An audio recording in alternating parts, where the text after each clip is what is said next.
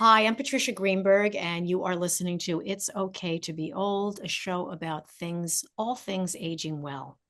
My guest today is Debra Morrison. She is a certified financial planner, an accredited estate planner, and holds a master's in retirement planning. Debra is the founder of the We Can movement. Welcome, Debra. Thanks, Patricia. It's a pleasure to be with you. Now, there's so much to talk about here, but I want to start out with what you are currently doing as a wealth building expert and visionary leader of the We Can Do It Women movement. Tell us about that. Well, I practiced as a certified financial planner and facilitated financial planning and asset management for 34 clients, 42 years, and then sold the practice in 2020 and realized that older women have this shorter runway, and it's important for us to get our financial house in order rather than not. And sorry. And so I said to myself, of all of the people that are looking for good financial information, I'm really going to target older women. One, because I get it. I get it that they have been horribly socialized around their money. And I get it that they have often been at a significant disadvantage because of the horrible socialization of our society here in the United States of America around money, such that I, raised on a farm, use everyday analogies to bring women into the conversation, Patricia. Give them the vocabulary so we can start to talk about this thing that has heretofore been other to so many women. And I'm completely passionate about being a cheerleader for women, which I call 60 and wiser in our group, to come together and envision our next chapter. And I say, come out of the sidelines and into your spotlight, whatever you envision that to be. We're going to coalesce around you and support you towards achieving those goals. Debra, it's wonderful, but it's a big ask for women who have been conditioned to say, my husband's going to take care of it, my father's going to take care of it. Something that's almost cliche now we talk about is even as late as early mid 70s, women were not allowed to have credit cards and bank accounts and had to rely on a husband or a father. I know one case, someone told me their brother signed for them. Yeah. She was getting an apartment in 1974 and they wouldn't give it to her. So she called her brother and he came and put his name on the lease and signed for her. It's And just listen, I'm 64 and I was conditioned. I do take care of myself, but I was conditioned that way also, that you'll be taken care of. You'll get married, someone else will take care of you. And there's this horrible self-image we have. I'm too stupid to manage my own finances. I don't know what to do. I don't know how to handle it. And you and I know nothing could be further from the truth. So this is just such a much needed thing. But Debra, as older adults, are we in trouble financially as a society?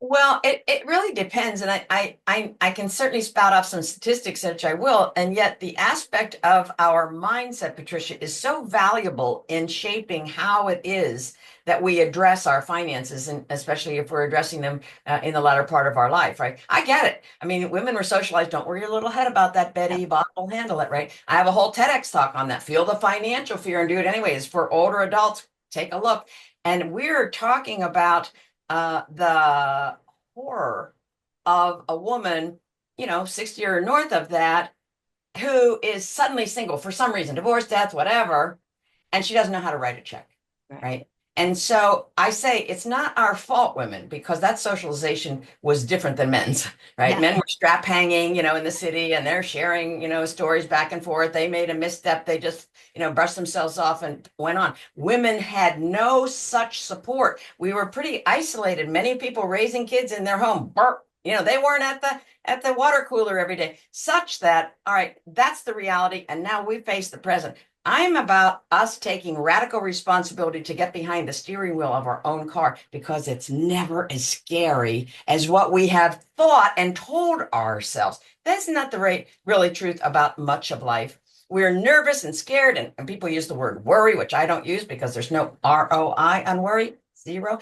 But people have this notion that the unknown is just completely abysmal. Well, it's not, and it's never too late. And I am completely passionate about and bringing together, women with everyday analogies, right? About I was raised on a farm, bringing this silo called money, which typically is out here, like beyond our periphery, this money, oh, I can't do that. I'm not good in math. All these excuses, I've heard them all.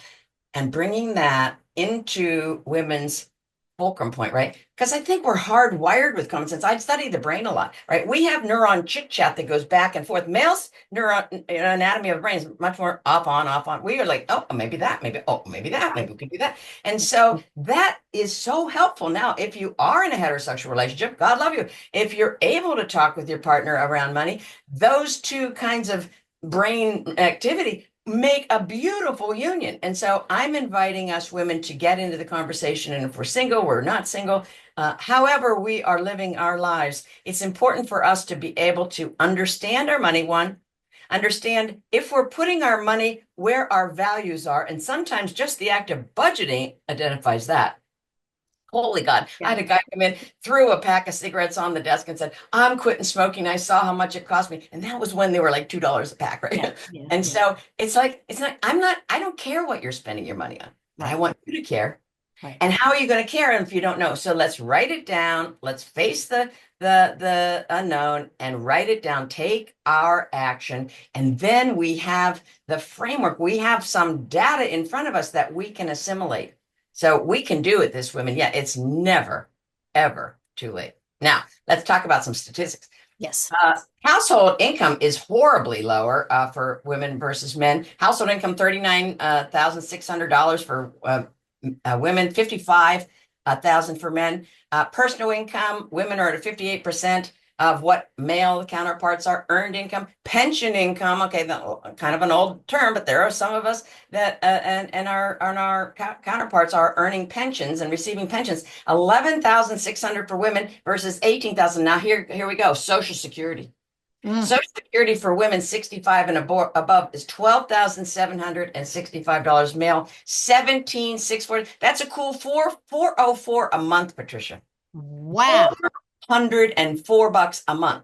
So yeah, women have been outside the labor force for raising kids or whatever, or on the other end, caregiving, maybe an older adult, and the gender pay inequity has contributed largely. If you're not earning as much money, you can't push as much into your 401k. Guess what? The company match doesn't benefit you as much as it does a higher income earner. It's all a domino effect. And so it is incumbent upon us now as women to use our voice, because women are kind of heretofore like, I tend not to be political. Well, political is personal. And guess what?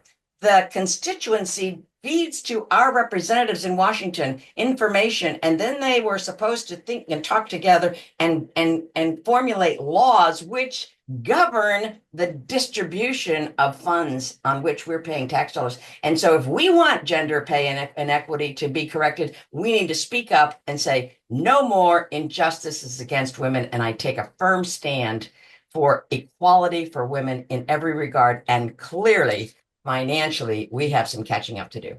Right. And I think that unfortunately carries over from women being afraid of their father, being afraid of their husband, being afraid to speak out. It's a big nut to crack. I think we are moving the needle on that, but there's still so much work to do. But, here we are. Now, I want to ask you, how realistic is it that we as older women can turn around our lives to have financial security?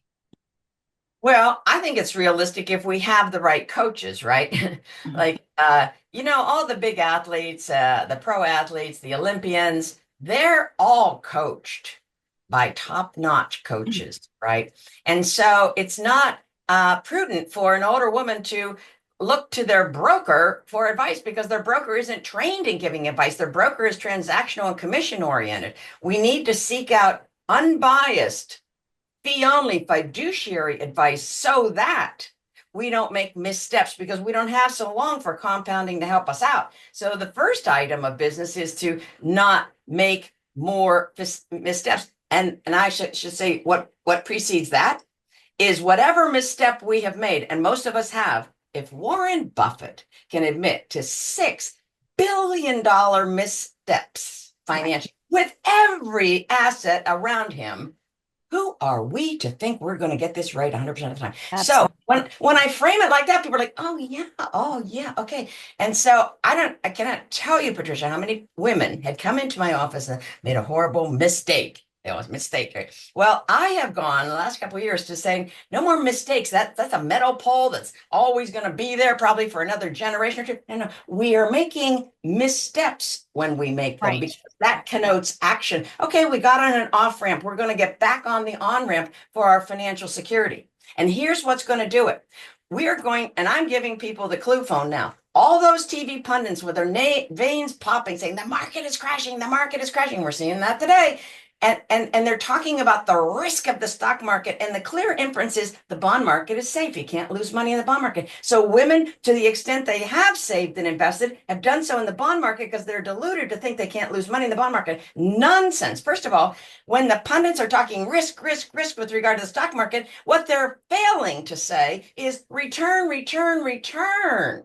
You see, and risk is the currency for return. But if women haven't been fed that return piece, why would we want to sit here and take castor oil? We won't. Right. Right. So we need to be in equity type of investments that grow more than an interest return only, like on a certificate of depreciation. We have to be in real estate, some type of stock, some type of growth and income where our principal increases so that we keep pace with inflation and taxes. And once women get that information, they're pretty upset, frankly. Yeah. And then they're saying, how can we do it? Give us the next steps. And I build on women's mental outlook by giving them a win. I get them into something, a systematic savings plan. I don't care if it's $1 a That's month. exactly what I was going to say. You can start at any amount, right? Yeah. Mm-hmm. Because when you see that, and then maybe if it's a dividend issuing sub account, then a dividend on that, and then another dollar the next month, and another dividend. And that's what's compounding is about, making money when we sleep. And Right. this smart stuff. Now I'll tell you, some people, Patricia, and women chief among us, have a lot of credit card debt, and so they come to me and they say, "I got a lot of credit card debt. When I get rid of the credit card debt, then I'll invest."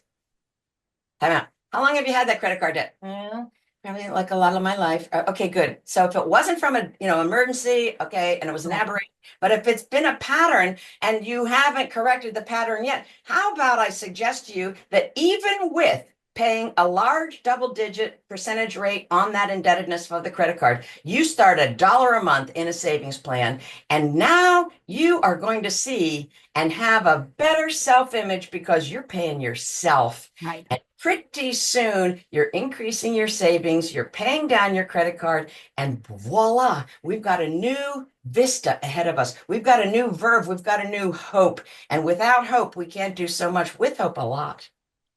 That's amazing because this is what when I follow some of these investment programs, I use the same excuses. I'm bad at math. I don't know how to. My husband's a lawyer. He knows what he's doing. He'll take care of it.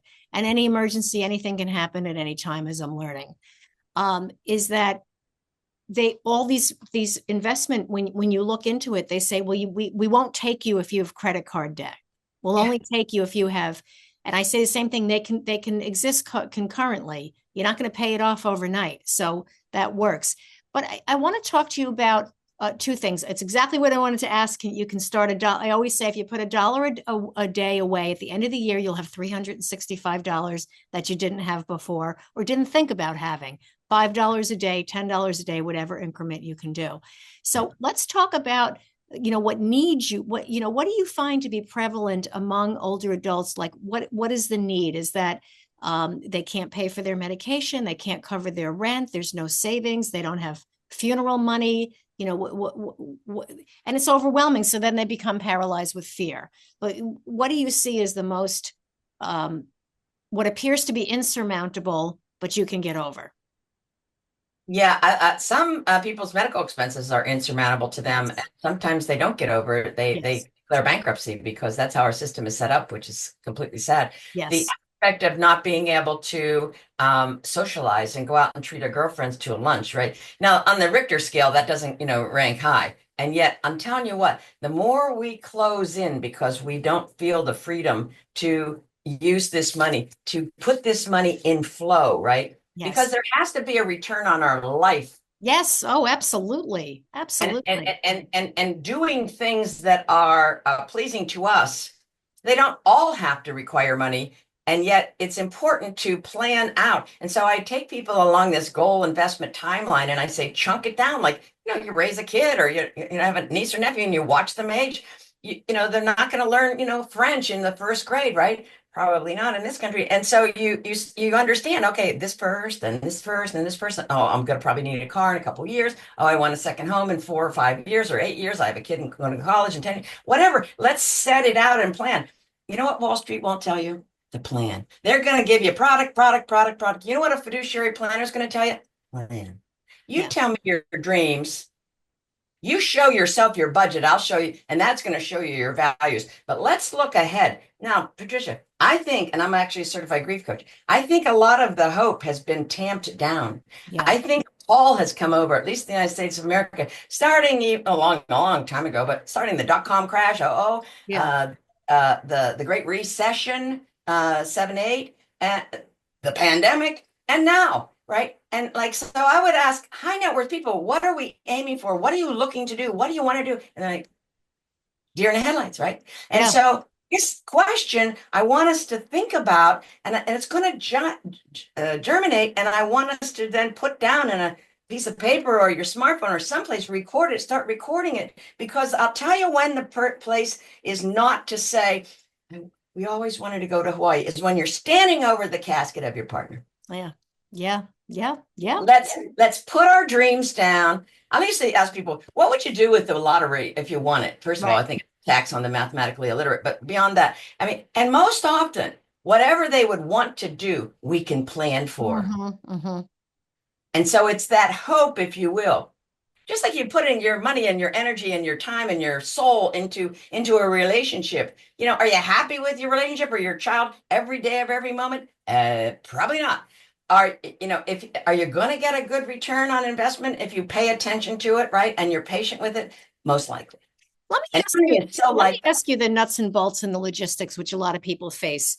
You have so much going on. You have your rent, you have your mortgage, you have your household expenses, you live in a house and you have a pool and you have a gardener and you're just feeling strained every single month because everything costs so much.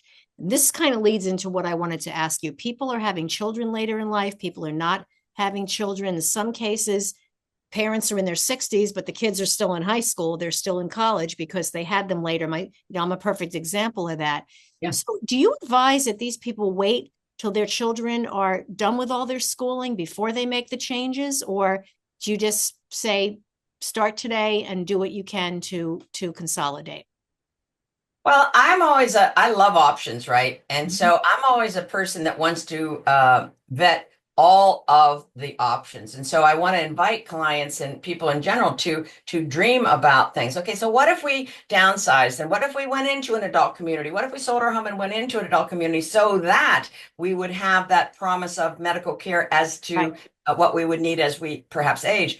Hopefully, my prayer is I dive bomb into my Cheerios, right? But maybe you're not. Maybe we have a sustained period where it costs a lot of money. So uh, I am not an advocate, and I know I sound cruel with this. I sounded cruel to people when I said you don't owe your kids the paid education, and especially for Jewish people. This is very touchy because the value of Jewish people in education is Yes. markedly high, and we certainly understand why. And yet, I paid for my own college education. I mean, my grandfather gave us stocks, and I was thinking about $1,100, but I paid for my own college education, and I'm richer because of it. In so much as I'm not wanting to set up a standard that we, as particularly older women, are needing to think about helping out our mostly sons. Yes. Yes. Right? Yes. And so it's important for us to put the mirror in front of our face. And I have this heart-shaped mirror for that very reason. Love yourself. Yeah. Once your cup is filled up, now from the excess and the overflow, one, you can be charitable to other organizations or your family or friends. Now, when you are going to, make these changes for your older life, again, it depends. And so I think conversation around these matters is so much more productive than just one person over here making a decision. And of course, all these decisions domino into someone else's orbit. and they affect someone else's dreams and goals. And if we can talk with each other, parents to kids, partners to partners, or single person to the mirror, what is it that we would love to see? If we could wave a magic wand, what would it look like? People haven't even thought about that. Right, right. And I want to invite us to think about it. Will you get every single thing that you wave your magic wand around? Absolutely not. Will you get a few things? Yes, you will. And that is going to enhance the quality of the years you have because there's no guarantee. Time and health are our two best assets. I was asked that on live television Yeah. across from Stuart Varney on CNN. He said to me, Deborah, well, what's your best investment? And I thought to myself, oh, Mike, what a question. And I literally said, God, give me an answer. Yes. We're on Yeah. live television. Yeah. And Yeah. out came Stuart, time and health are my two best assets, and I don't want to waste either one of them. Right. He Amazing. had to take a station break. I mean, it was shocking. And so, yet, you know, when we realize this, when someone in our family dies or our Yeah. friend's Yeah. family dies, and I want us to plan before that. So before the divorce, before the death, before we are no longer mobile in order to climb stairs like you do all the time and give us some wins, give us some quality time with ourselves to discover, hey, I'm a pretty good artist. Hey, I can walk. Hey, I can run, etc. Because the one little win begets another win and another. Absolutely. And they all play upon each other. This is so, and again, can't get back enough to everybody just try to one step at a time, one little, that's my mantra is bite-sized solutions, just a little bit at a time makes you feel empowered. The other thing I want to add, because I tell all my people on the shows, people probably get sick of hearing this. We're partners in helping people. Just by doing this show, we are getting together to help other people. And the thing that's so important is if ask for help. People are very, very embarrassed of their situations also and afraid to tell anyone. And I always say, you're not alone. You just tell someone, maybe get a friend, a family member, and they will help you get where you need. Deborah, I wanted you to tell us about, because we're getting short on time, tell us about your baker's dozen of not so obvious financial planning essentials. Well, thanks. Of course, I made this up out of my own experience. It's not from ChatGPT or Perplexity or Okay. anything else. This is a targeted list, Patricia, where I touch on most of the areas of financial planning. Because, when I say financial planning, people go Exxon stock, or probably not Yeah, Exxon, right, right, Microsoft, right. Mhm. Nvidia stock, and they just bam into one investments and a stock, a single stock. All right, so forget it. One lawsuit can ruin your whole morning. Your husband knows that. And so we need to address risk management. That's as big of a component as investments. Because Yeah. if you have to dig yourself out of a groups of zero hole, hello, and tax minimization. So my not so obvious, you're not going to get this on ChatGPT. You're going to get this from a person boots on the ground who practiced and who faced clients as they aged. I had clients and their kids and their grandkids. I had Wow. clients Wow. that I watched go through early onset dementia, clients who called me and said, Deborah, my partner has just written payable $42 on the outside of the envelope to the Yeah. veterinarian. Yeah. And I snapped into action and say, all right, we're going to lock down, protect this money. We had the conversation.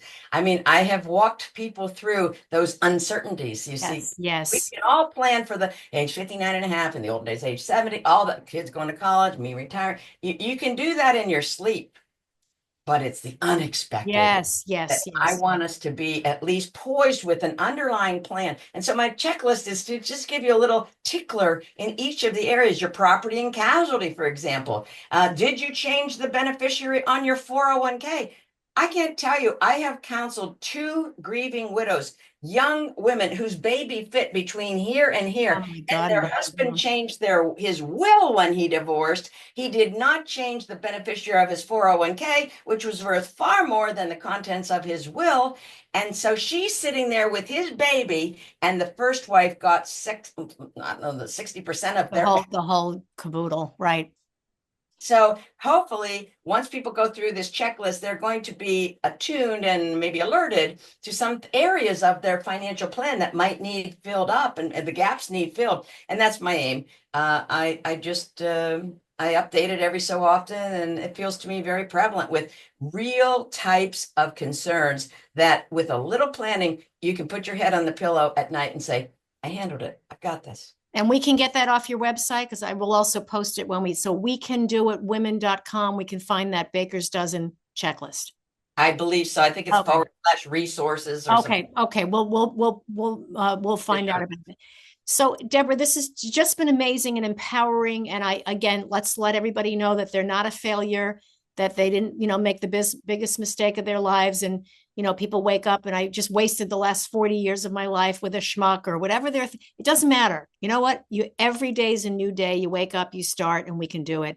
I can't thank you enough for joining me for such an important topic or set of topics. There's so much to talk about.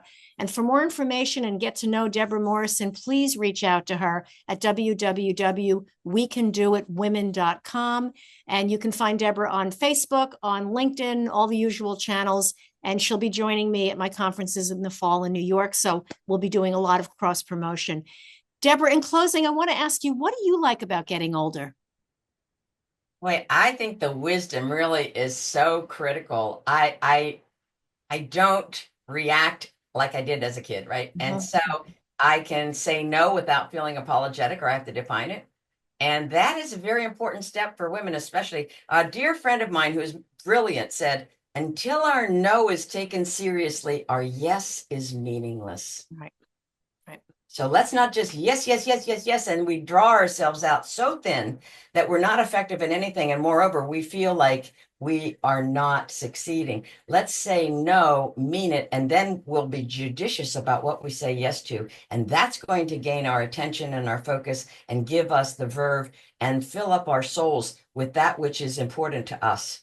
And I beseech every one of us to seek that out and pursue it. I love that. Thank you so much, Debra. Thank you. And we're going to have you back because there's so much more to talk about. Love to. And I thank you all for listening to It's Okay to Be Old.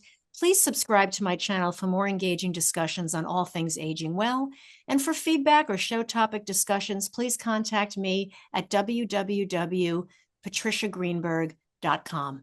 Debra, thank you again so much. I look forward to seeing you again soon. So also, thanks, Patricia.